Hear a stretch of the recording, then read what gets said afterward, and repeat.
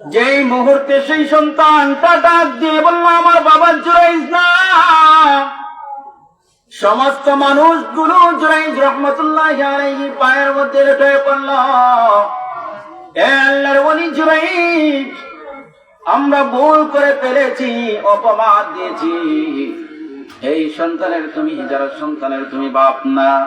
ও জুরাইজ রে, আমরা তো তোমার যে ইবাদতের জায়গা কুঁড়ে ঘর ছিল, ওই কুঁড়ে ঘরটাকে আমরা ভেঙে দিয়েছি। জুরাইজ, তুমি যদি চাও তাহলে সেই কুঁড়ে ঘরটাকে আমরা সোনা দিয়ে বানায় দিব। আল্লাহু আকবার। মুসলমান ইমানদার বৈঠকের মধ্যে সেই ব্যক্তিটা ডাক দিয়ে বলল, মহিলা, তোমার যে কুলে সন্তান রয়েছে সেই সন্তানটা কার? সেই মহিলা তো আগে ভাগেই ম্যারেজ হয়ে গেছে, টাকার মাধ্যমে সে বিক্রি হয়ে গেছে। সে এই বেশ্যা মহিলা সেই বৈঠকের মধ্যে সমস্যারে ডাক দিয়ে বলল, আমার এই যে সন্তান রয়েছে সেই সন্তানের বাবার নাম হলো জুরাইজ। নাউযুবিল্লাহ। টাকার মাধ্যমে যদিও ম্যারেজ হয়, কিন্তু আল্লাহ তাআলাকে টাকার মাধ্যমে ম্যারেজ করা যায় না। আল্লাহর ওলিদের বিরুদ্ধে যারা গিয়েছে পরাজয় বরণ করেছে। জুরাইজ রাহমাতুল্লাহি আলাইহি তিনি মাথাটা নিচের দিক দিয়ে দিলেন। উপস্থিত যে সমস্ত নেতা খেতা ছিল জুরাইজ রাহমাতুল্লাহি আলাইহিকে কঠোর শব্দ বাণে জর্জরিত করা আরম্ভ করে দিল। আরে তুমি তো কত বড় বুজুর্গ, আল্লাহ ওয়ালা, তুমি তো দরবেশ, তুমি তো দরবেশ না। তোমার মনের বুদ্ধি এই আশা আকাঙ্ক্ষা, তুমি একজন বেশ্যা নারীর সাথে কুকর্মে লিপ্ত হয়ে যাও। এইরকম ভাবে হাজারো কথা শোনালো। জুরাইজ কান্নায় ভেঙে পড়লো। জুরাইজের সম্পর্ক আল্লাহ তাআলার সাথে কানেক্ট। আল্লাহ তাআলার সাথে জুরাইজের সম্পর্ক, হাজারো দোয়া করেছেন। জুরাইজ রাহমাতুল্লাহি আলাইহি দোয়াগুলো আল্লাহ তাআলা কবুল করেছেন। এই কঠিন মুসিবতের সময়ে জুরাইজ রাহমাতুল্লাহি আলাইহি মনে মনে তিনি ডাক দিয়ে বলেন, আল্লাহ, এই বদলিশের মধ্যে বনি ইসরাইলের মধ্যে আপনি আমাকে লজ্জিত করিলেন না। ও রব্বুল আলামিন, আমাকে আজকে কেরামতি জাহির করার তৌফিক দিয়ে দিন। মুহূর্তের ভিতরে হযরত জুরাইজ রাহমাতুল্লাহি আলাইহির এই দোয়াটা কবুল হয়ে যায় ইলহামের মাধ্যমে। জুরাইজ রাহমাতুল্লাহি আলাইহি তিনি বুঝতে পারলেন, এই যে সন্তানটা রয়েছে সেই সন্তানটাকে যদি আমি জিজ্ঞাসা করি তাহলে আসল খবরটা বের হয়ে যাবে। মুসলমান ইমানদার, হাদিসের কিতাবের মধ্যে রয়েছে সহিহ বুখারী শরীফের riwayat, আপনাদের সামনে বর্ণনা করতেছি। জুরাইজ রাহমাতুল্লাহি আলাইহি সেই যে সত্য সন্তান রয়েছে সেই সত্য সন্তানকে সম্বোধন করে বলেন, মাত্র 3 দিনের বাচ্চা, সে কি কথা বলতে পারবে? 3 দিনের বাচ্চা, শিশু বাচ্চা, সে কথা বলতে পারে না। কিন্তু আল্লাহ তাআলা মানুষের মাধ্যমে কথা বলেন, চাইলে পশুর মাধ্যমে কথা বলাইতে পারেন কি পারেন না? আল্লাহ তাআলা চাইলে সাপও কথা বলে, সিংহ কথা বলে, বাঘও কথা বলে। মুসলমান ইমানদার জুরাইজ রাহমাতুল্লাহি আলাইহি ডাক দিয়ে বলেন, ও সন্তান, তুমি বলে দাও তুমি কার সন্তান? আল্লাহু আকবার বলে। যেই মুহূর্তে জুরাইজ রাহমাতুল্লাহি আলাইহি জিজ্ঞাসা করছে, সেই 3 দিনের ছোট্ট সন্তান ডাক দিয়ে বলল, জুরাইজ, আপনি চিন্তা করবেন না, সত্য কখনো দামা চাপা দিয়ে আটকা রাখা যায় না। সেই ছোট্ট সন্তানের জবান খুলে গেল। সেই ছোট্ট সন্তান ডাক দিয়ে বলল, বৈঠকের মানুষগুলো, তোমরা সত্য জানো, আমার সন্তান হলো জঙ্গলের অমুক রাখাল। সুবহানাল্লাহ বলে শুনাই। আল্লাহর পয়গম্বর বলেন, সালাতু দাওয়াতিন মুস্তাজাবাতুন লা শাক্কা ফীহিন্না। গভীর মনোযোগ দিয়ে শুনবেন মুসলমান ভাইরে আমার। আল্লাহর পয়গম্বর বলেন, সালাতু দাওয়াতিন মুস্তাজাবাত, 3টা এমন দোয়া রয়েছে যেই দোয়াটা লা শাক্কা ফীহিন্না, যেই 3টা দোয়া আল্লাহ তাআলা মুহূর্তের ভিতরে কবুল করে নেন। সুবহানাল্লাহ বলে। আমরা তো কত দোয়াই করি না, আমরা কত দোয়া করে, আল্লাহ ও রব্বুল আলামিন আমার জীবনের সমস্ত গুনাহ খাতা মাফ করে দেন। আমরা কত দোয়া করি, আল্লাহ আমাকে সুস্থ করে দেন। আমরা তো আরো দোয়া করি, আব্বানা আতিনা ফিদ দুনিয়া হাসানা ওয়া ফিল আখিরাতি হাসানা ওয়া কিনা আযাবান নার। এইরকম ভাবে বন্ধুরা আমার শত শত দোয়া আমরা আল্লাহ তাআলার কাছে করি, কিন্তু কয়টা দোয়া কবুল হয় সেটা তো আমরা বলতে পারবো না বা নিশ্চিত হতে পারবো না। তবে দোয়া করলে দোয়া আল্লাহ তাআলা কবুল করে নেন। সুবহানাল্লাহ বলেন। ওয়া ইযা সাআলাকা ইবাদি আন্নী ফাইন্নী করিব। ও পয়গম্বর, কাফির বেঈমানরা যদি আমার রব সম্পর্কে আপনাকে জিজ্ঞাসা করে, তাহলে আপনি জানায় দেন আন্নী ফাইন্নী করিব, আপনি জানায় দেন আমার রব আপনার নিকটবর্তী। সুবহানাল্লাহ। আল্লাহর পয়গম্বর বলেন তিনটা এমন দোয়া আছে যে দোয়াটা করলে সঙ্গে সঙ্গে আল্লাহ তাআলা কবুল করে নেন। তিনজন ব্যক্তির দোয়া আল্লাহ তাআলা মুহূর্তের ভিতরে বন্ধুরা আমার কবুল করে নেন। এই দোয়া যে কবুল হয় তার মধ্যে 1 ইঞ্চি পরিমাণ সন্দেহের পোষণ করার অবকাশ নাই। 1 নম্বর দোয়া হলো দাওয়াতুল মাজলুম। 1 নম্বর দোয়া হলো মাজলুম ব্যক্তি যদি হাত উঠায় দোয়া করে, আল্লাহ অমুক ব্যক্তি আমার উপর জুলুম করেছে, অন্যায় করেছে, অত্যাচার করেছে, গো আল্লাহ, ও গো রব্বুল আলামিন, আপনি আমার দোয়াটা কবুল করে নেন। আল্লাহর পয়গম্বর বলেন মাজলুম দোয়া করতে দেরি হয়, দোয়া কবুল করতে দেরি হয় না। 2 নম্বরে দোয়া হলো দাওয়াতুল মুসাফির। 2 নম্বরে দোয়া হলো মুসাফির ব্যক্তির দোয়া। মুসাফির ব্যক্তি যেই দোয়াটা করে বন্ধুরা আমার আল্লাহ তাআলা সেই দোয়াটা কবুল করে নেন সঙ্গে সঙ্গে। 3 নম্বরে দোয়া হলো দাওয়াতুল ওয়ালিদি আলা ওয়ালাদিহি। 3 নম্বরে দোয়া হলো যদি কোনো মাতা অথবা পিতা তার সন্তানের পক্ষে অথবা বিপক্ষে দোয়া করেন সেটা সঙ্গে সঙ্গে কবুল করে নেন কে? বুঝে থাকলে বলুন, মাতা পিতা যদি সন্তানের পক্ষে দোয়া করেন কবুল করেন কে? আপনারা কথা বলেন না কেন? যদি সন্তানের বিপক্ষে দোয়া করেন বান্দা, মাতা পিতা যদি সন্তানের বিপক্ষে দোয়া করেন সঙ্গে সঙ্গে কবুল করে নেন আল্লাহ তাআলা। হুকুকুল ওয়ালিদাইন, মাতা পিতার সাথে খারাপ আচরণ করা, মাতা পিতার অবাধ্যতা বন্ধুরা আমার অবাধ্য হওয়া এমন একটি গুনাহ যেই গুনাহের শাস্তি আল্লাহ তাআলা দুনিয়াতেই দিয়ে দেন। নাউযুবিল্লাহ বলেন। সহিহ বুখারী শরীফের একটি রওয়ায়াত আপনাদেরকে শোনাই। জগৎ বিখ্যাত একজন আল্লাহর ওয়ালি, বনি ইসরাইলের একজন বুজুর্গ ব্যক্তি, যেই ব্যক্তি ইবাদত বন্দী করতে করতে এক পর্যায়ে সমস্ত বনি ইসরাইলের মধ্যে পরিচিতি লাভ করছে একজন আল্লাহর ওয়ালি হিসাবে। হযরত শাইখ গাজী নগরী রাহমাতুল্লাহি তাআলা আলাইহি কে আমরা কি হিসাবে চিনি? যে তিনি একজন বুজুর্গ আল্লাহর ওয়ালি। হযরত খাতিয়া রাহমাতুল্লাহি আলাইহি কে একজন বুজুর্গ হিসাবে আমরা চিনি। হযরতে বন্ধুরা আমার গহরপুরি রহমাতুল্লাহি আলাইহি কে হিসাবে আমরা একজন ওয়ালি হিসাবে চিনি। তার চাইতে আরো বড় একজন ওয়ালি হযরতে জুরাইজ রাদিয়াল্লাহু তাআলা আনহু, তিনি বনি ইসরাইলের একজন বড় আল্লাহর ওয়ালি ছিলেন। ওয়ালি হইলেও কাজ হবে না যদি মাতা পিতা বদদোয়া দিয়ে দেন। ওয়ালি হইলেও কাজ হবে না, মক্কার ইমাম হইলেও কাজ হবে না যদি সেই মানুষের উপর তার মাতা পিতা যদি অসন্তুষ্ট হয়ে যান, বদদোয়া দিয়ে দেন, তাহলে লেগে যাবে। হযরত জুরাইজ রাহমাতুল্লাহি আলাইহি তিনি জগৎ বিখ্যাত একজন ওয়ালি।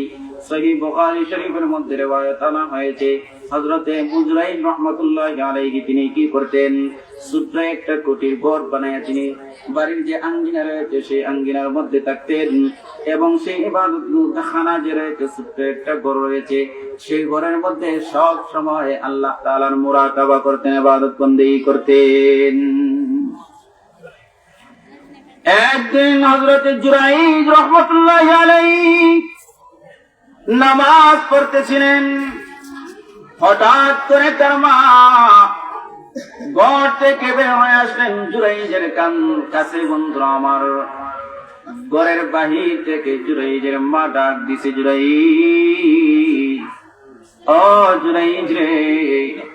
মুসলমান ইমানদার গভীর মনোযোগ দিয়ে কথাগুলো শোনার চেষ্টা করবেন। হযরত জুরাইজ রাহমাতুল্লাহি আলাইহি কে ঘরের বাহির থেকে তার মা ডাক দিছেন, জুরাইজ। আর ওইদিকে হযরত জুরাইজ রাহমাতুল্লাহি আলাইহি তিনি নামাজ পড়তেছেন, মা ওইদিকে ডাক দিছেন, একবার ডাক দিছে।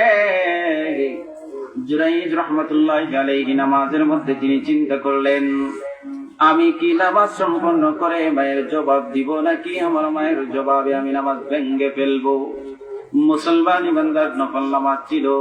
জুরাইজ রহমতুল্লাহি আলাইহি তিনি যদি ফকিহ হতেন তাহলে এটা বুঝতেন, কিন্তু তিনি ফকিহ ছিলেন না, আবিদ ছিলেন, এই জন্য নামাজ ভঙ্গ করেন নাই। তিনি নামাজের মধ্যেই রয়েছেন, মায়ের কথা মায়ের ডাকে জবাব দেন নাই। একবার ডাক দিছে মা, জুরাইজ জবাব দেন না নামাজের মধ্যে। দ্বিতীয়বার আবার মা ডাক দিছেন, জুরাইজ রে, ও জুরাইজ। মায়ের একটা প্রয়োজন ছিল, তৃতীয়বার ডাক দিছে জুরাইজ। হযরত জুরাইজ রাহমাতুল্লাহি আলাইহি তিনি ডাকের জবাব দেন না। তিনি নামাজ পড়তেছেন, কন্টিনিউ করতেছেন, নামাজও শেষ হয় না, মা ডাকাডাকি করতেছেন, নামাজ শেষ করা যায় না, আর মায়ের কথার জবাবও দেওয়া যায় না। তৃতীয়বার মা ডাক দিয়ে বললেন, জুরাইজ কি হলো জুরাইজ, তুমি আমার কথার জবাব দাও না। জুরাইজ রহমতুল্লাহি আলাইহি তিনি তো নামাজ পড়তেছেন, কেমন করে মায়ের জবাব দিবেন? কিন্তু মাসআলা হলো নফল নামাজের মধ্যে যদি প্রয়োজন থাকে, মা যদি ডাক দেয়, বাবা যদি ডাক দেয়, নামাজ ভঙ্গ করা যায়। প্রয়োজন আছে বিদায় তো তিনবার বন্ধুরা আমার মা ডাক দিছেন জুরাইজ। হযরত জুরাইজ রাহমাতুল্লাহি আলাইহি তিনি কি করেন নাই, 3 নম্বর বারেও জুরাইজ রাহমাতুল্লাহি আলাইহি তিনি ডাকের জবাব দেন নাই। মার রাগ উঠে গেল, মা সঙ্গে সঙ্গে অসন্তুষ্ট হয়ে গেলেন। প্রথমবার ডাক দিলাম আমার সন্তানকে জবাব দিল না, দ্বিতীয়বার ডাক দিলাম সে জবাব দিল না, 3 নম্বর বার ডাক দিলাম সে জবাব দিল না। মা বদদুয়া দিয়ে দিলেন, আল্লাহুম্মা লা তুমিতু হাত্তা তুরিয়াহু জুহাল মায়ামিস। মা রাগ করে বদদুয়া দিয়ে দিলেন, আয় আল্লাহ, 3 বার পর্যন্ত আমার সন্তানকে ডাক দিলেন কিন্তু শুনে না। ওগো রব্বুল আলামিন, আমি মা হয়ে আমার সন্তানের জন্য বদদুয়া দিয়ে গেলাম, লা তুমিতু হাত্তা তুরিয়াহু জুহাল মায়ামিস। ওগো রব্বুল আলামিন, বেশ্যা মহিলার সাক্ষাৎ না করাইয়া আমার সন্তান জুরাইজকে তুমি মৃত্যু দিও না। নাউযুবিল্লাহ। আগেই তো বললাম 3টা দোয়া সঙ্গে সঙ্গে আল্লাহ তাআলা কবুল করে নেন। যদি মাজলুম ব্যক্তি দোয়া করেন মুহূর্তের ভিতরে আল্লাহ তাআলা কবুল করে নেন, মুসাফির ব্যক্তি দোয়া করলেও আল্লাহ তাআলা কবুল করে নেবেন। এই জন্য মুসলমান, আপনাদের এই মাহফিলের মধ্যে ঢাকা থেকে একজন বক্তা আসছেন, যিনি যদি এই মাঠের মধ্যে আপনাদের জন্য দোয়া করেন তাহলে আল্লাহ তাআলা কবুল করে নেবেন। সুবহানাল্লাহ বলেন। এই জন্য সেই বক্তার ওয়াজও শুনবেন এবং দোয়া নেওয়ার চেষ্টা করবেন, এই আবদারটা আমি রেখে গেলাম। মুসলমান ভাইরা রে আমার, 3 নম্বর দোয়া হলো দাওয়াতুল ওয়ালিদি আলা ওয়ালাদিহি। মাতা পিতা যদি সন্তানের পক্ষে দোয়া করেন সঙ্গে সঙ্গে কবুল করেন কে? আল্লাহ। আর একটু জোরে সুরে বলুন, মাতা পিতা যদি সন্তানের পক্ষে অথবা বিপক্ষে দোয়া করেন কবুল করেন কে? আল্লাহ। জুরাইজের মা বদদুয়া করে ফেলেন, আল্লাহ আমার সন্তানকে 3 বার ডাক দিলাম কিন্তু শুনে নাই। আয় আল্লাহ, আপনি এই আমার সন্তানকে যতক্ষণ পর্যন্ত একজন বেশ্যা নারী, খারাপ নারী, মহিলার সম্মুখীন না করবেন ততক্ষণ পর্যন্ত মৃত্যু দিও না। সঙ্গে সঙ্গে দোয়া কবুল হয়ে গেছে। হযরত জুরাইজ রাহমাতুল্লাহি আলাইহি তিনি তো ছিলেন একজন জগৎ বিখ্যাত বুজুর্গ। আপনারা দেখবেন সমাজের মধ্যে কোনো মানুষ যদি ভালো পথে চলে, যদি ভালো অবস্থানে যায়, তার চরিত্র খুব সুন্দর এবং সে সম্মানিত তার চরিত্রের দ্বারা, তো কলঙ্কের দাগ তার শরীরের মধ্যে, জীবনের মধ্যে নাই। সেই উন্নত চরিত্র উন্নয়নশীল মানুষের নাক থেকে তার উন্নয়ন সহ্য করতে পারে না আর পাশের মানুষ। কোন পরিবার যদি ধনী হয়ে যায়, সেই ধনী পরিবারকে সহ্য করতে পারে না প্রতিবেশীরা। জুরাইজ রাহমাতুল্লাহি আলাইহি তিনি ভালো হয়ে গেছেন, তার প্রসিদ্ধি, তার সম্মান এবং মর্যাদা বনি ইসরাইলের মানুষের মধ্যে চলে গেছে। পাড়া প্রতিবেশীর কিছু লোক বন্ধু আমার জুরাইজের পিছনে লেগে গেছে। এইরকম অনেক মুহতামিম সাহেব আছেন, ইমাম সাহেব আছেন, কবি সম্মানের সহিত মাদ্রাসা পরিচালনা করতেছেন, ইমাম সাহেব আছেন সমাজের মধ্যে খুবই সম্মানের সহিত দীর্ঘ বছর পর্যন্ত এক জায়গার মধ্যে ইমামতি করতেছেন। তার চরিত্রের মধ্যে বন্ধুরা আমার কলঙ্কের দাগ নাই, কিন্তু কিছু মানুষ ভালো দেখতে পারে না, হিংসা আরম্ভ করে দেয়, সেই ইমামের পিছনে লেগে যায়। এই ইমামকে এই জায়গা থেকে বিদায় করতে হবে সুদ খুঁজায়, এবং এই মুহতামিম সাহেবকে মাদ্রাসা থেকে বহিষ্কার করতে হবে। টাকা পয়সার কেলেঙ্কারির মধ্যে জড়াইয়া দেয়, ইমাম সাহেবের সাথে তো পারে না, নারী কেলেঙ্কারিতে জড়াইয়া দেয়। এই জন্য মুসলমান খবরের মধ্যে যদি শুনেন ইমাম সাহেব নারী কেলেঙ্কারিতে ধরা পড়ছে, আরেকজনের বউয়ের সাথে পরকীয়ার মধ্যে লিপ্ত হয়ে গেছে, তাহলে সেইগুলো যদি বিশ্বস্ত সূত্রে নিজ চোখে দেখা যায় তাহলে বিশ্বাস করবেন 99% খবরগুলো ভুয়া হয়। কারণ হলো আমার দেশের মধ্যে মুসলমান এবং ইমাম আলিমুল আমাদের আস্তানকে অনেক মানুষ সহ্য করতে পারে না। আর চোখে দেখে হুজুররা কেন ভালো অবস্থানে থাকবে, হুজুররা কেন ক্ষমতার কেন্দ্রবিন্দু হবে, হুজুরদের কথায় কেন রাষ্ট্র উঠা নামা করবে, এগুলো সহ্য করতে পারে না। মুসলমান ইমানদার বলুন তো দেখি, হুজুররা কি রাষ্ট্রের কল্যাণ চান নাকি খারাপ চান? কল্যাণ চান।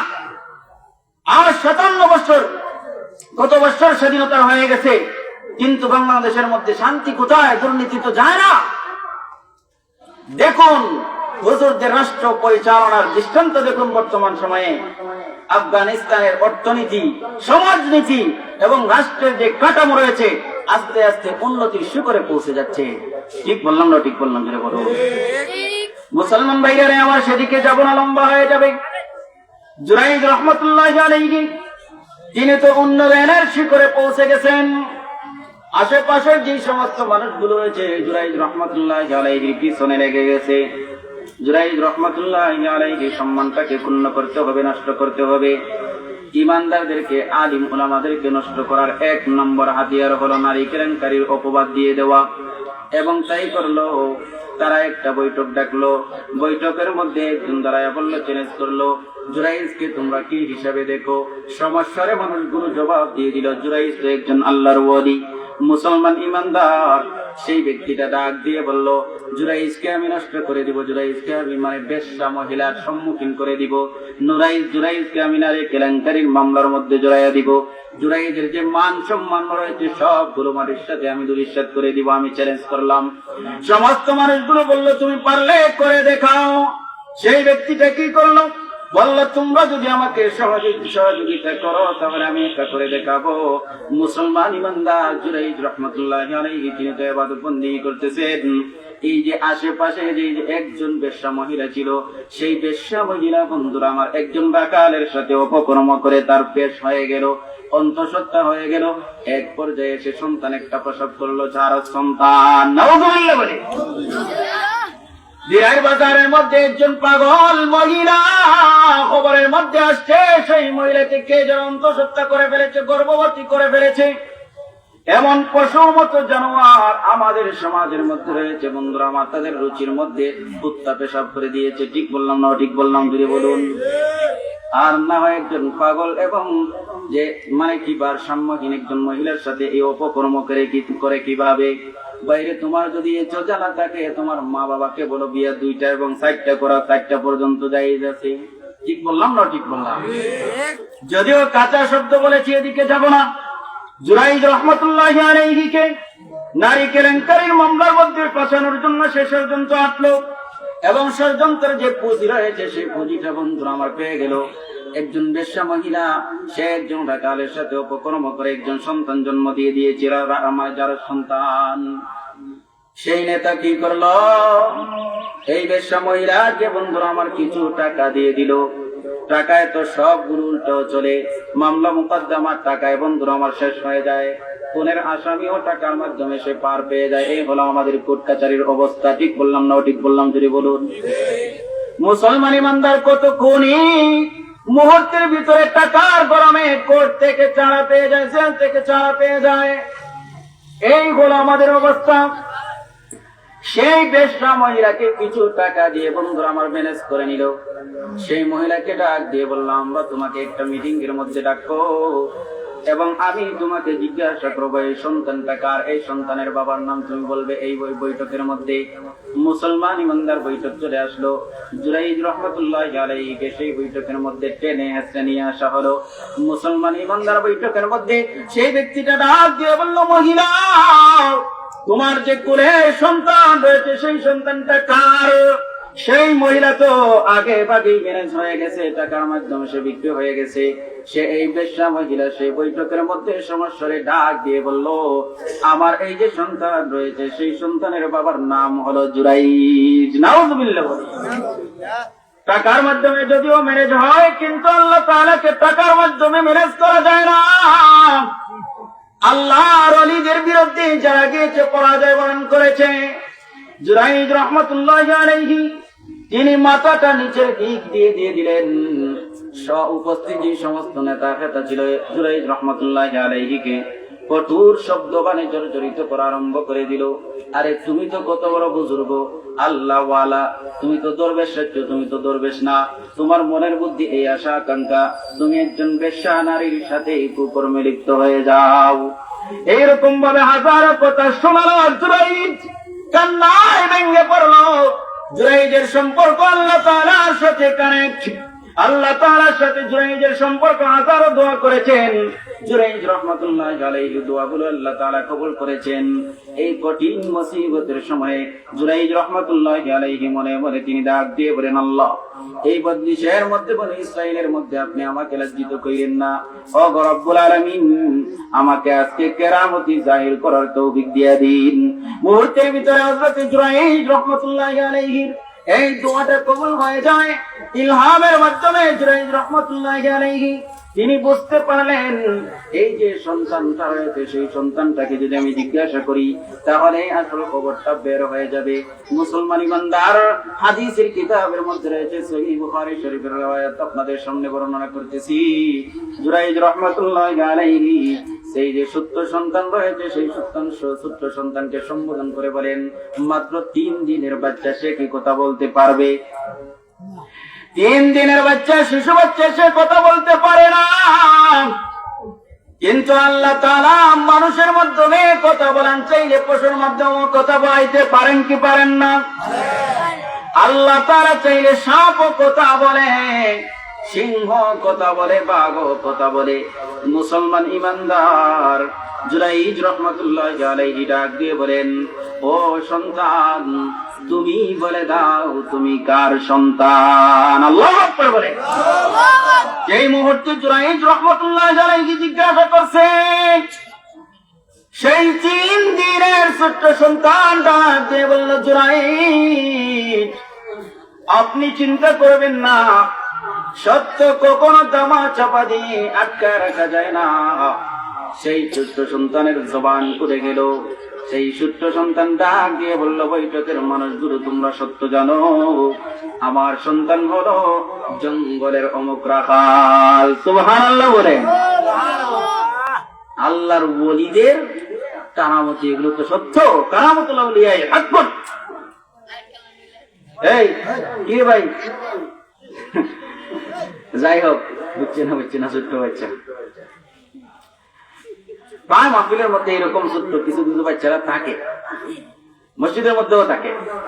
বাইতুল আমান মসজিদের মধ্যে গতকালকে না এর আগের কালকে আমি নামাজ পড়তেছিলাম, এশার নামাজ। 2 জন ছোট্ট বাচ্চা এরকম ভাবে অবুঝ নামাজ চলতেছে, ইমাম সাহেব তারা মানে তেলাওয়াত করতেছে। আরেকজন ভিআইপি মানুষ, ভিআইপি লোকদের আবার গরম অবস্থা হয়ে থাকে, সে ভিআইপি লোক, তার পাশে ওই 2 ছোট্ট বাচ্চা মানে নামাজ পড়তেছে। খুব ভালো করে শুনবেন বিষয়গুলো। নামাজ শেষ হয়ে গেল, এরা কথাবার্তা বলতেছে, ওই যে ওরকম কথাবার্তা বলতেছেন, তেলাওয়াত চলতেছে আর কাতারে বসে কথাবার্তা বলতেছে।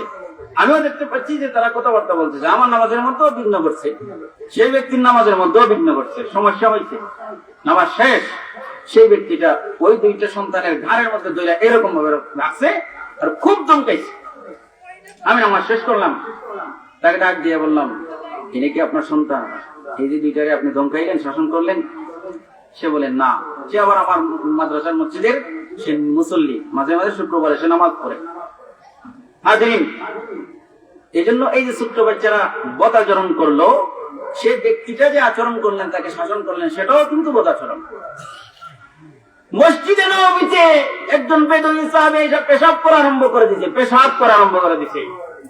সেই মুসলিম এবং বুখারী শরীফের বর্ণনা। সাহাবায়ে কেরাম আচমকা আঁতকে উঠলেন, হায় হায়, বিশ্ব নবীজির সামনে একজন ব্যক্তি পেশাব করা আরম্ভ করে দিল। তারা ধমকানো আরম্ভ করে দিলেন, এই ভাই কি করস?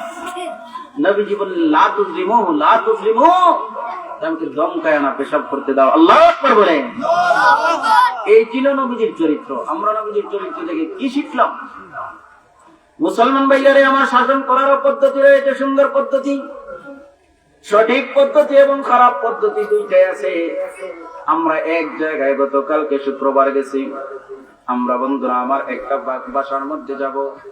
ইতিমধ্যে আমার যে মোটর সাইকেল রয়েছে, বাইক রয়েছে, সেই বাইকের তেল ফুরায় গেছে। আমি টেস্ট করতেছিলাম কত কিলোমিটার যায় 1 লিটারে। আমার মোটর সাইকেলে মাত্র 40 কিলোমিটার যায়। ব্যক্তিগত কথা এগুলো বোঝাবার জন্য বলতেছি। আমার 2 জন ছাত্রকে মাদ্রাসা মসজিদের থেকে তাদেরকে পাঠিয়ে দিলাম, যাও পাম্প থেকে তোমরা তেল ভরাইয়া নিয়ে আসো, 500 টাকা হাতের মধ্যে ধরাইয়া দিলাম। মুসলমান ইমানদার আমরা 2 জন হুজুর অপেক্ষা করতেছি। আরেকজন ছাত্র দীর্ঘ 10 থেকে 15 মিনিট চলে গেছে। দাওয়াত যিনি দিয়েছেন তিনি উপর উপরে ফোন মারতেছেন আমার কলে মোবাইলের মধ্যে। আমরা তো অপেক্ষা করতেছি। এক পর্যায়ে আমরা রিক্সা নেওয়ার জন্য উপক্রম।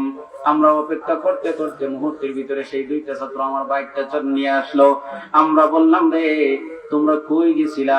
মাত্র 5 মিনিট লাগার কথা, বেশি থেকে বেশি 6 মিনিট লাগার কথা, কিন্তু এই জায়গার মধ্যে তোমরা আমাদেরকে অপেক্ষা করাইছো কমপক্ষে 20 মিনিট। যদি অন্য কেউ হতো, আমার সঙ্গের হুজুর তিনি বলেন, অন্য কেউ যদি হতো সেই ছাত্রটাকে কমপক্ষে 2-3টা থাপ্পড় মারতো। কিন্তু রে ভাই, তুমি তো তাদেরকে কিছু বললে না, তুমি হেসে কেটে উড়াইয়া দিলে। মুসলমান ইমানদার, আল্লাহর পয়গম্বরের চরিত্র আমাদের জীবনের মধ্যে গ্রহণ করতে হবে।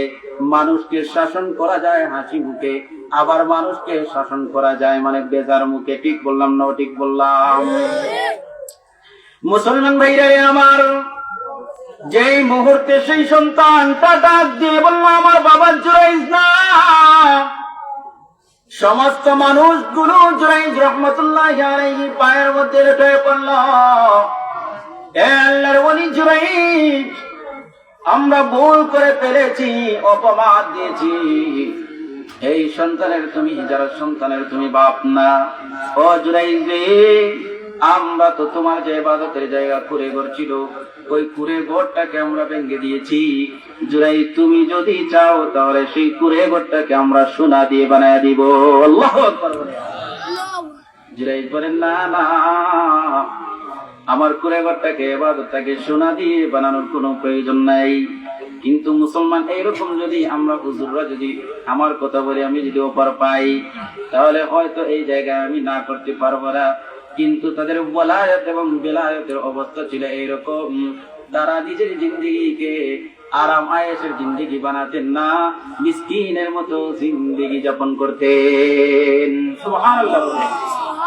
তাহলে মা যে জুরাইজের বিপক্ষে দোয়া করেছিলেন, সেই দোয়াটা বলছে কি বলে নাই?